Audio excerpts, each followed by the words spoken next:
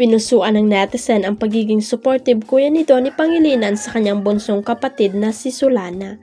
Proud kuya ang peg ni Donnie nang flex niya sa social media ang photo nila ni Solana. May hawak pang placard ang collab team ni Belle para ipakita ang kanyang suportado sa pagtakbo ng bunsong kapatid.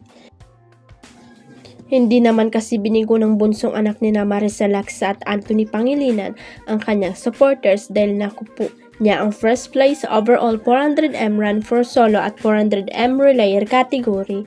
Actually, hindi na bago sa fans ng aktor ang pagiging loving at supportive kuya nito sa mga nakakabatang kapatid niyang sina Hannah Benjamin at Solana, pati na sa atin niyang si Ella. Marami ngang pumuri sa pagiging family-oriented na aktor at maswerte nga raw ang magiging jowa niya.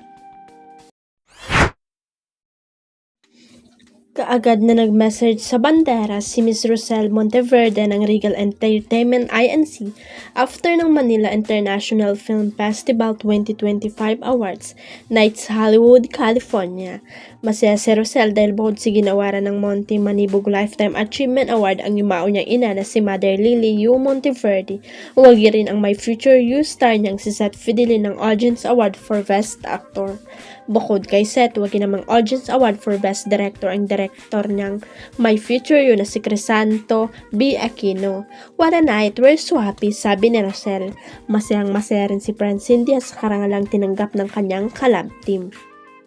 Samantala, marami namang mga kaibigan ng Abante na nakasama ng Francet Lab Team sa iba't ibang event ng MIFF 2025 ang puring-puri sila dahil sa kabaitan. Actually, sabi nga mismo ni Rosel, sobrang dedicated daw sa kanilang karir sina Seth at Francine. Huwag kalimutang i-click ang subscribe button at i-ring ang notification bell para sa latest at legit chika updates.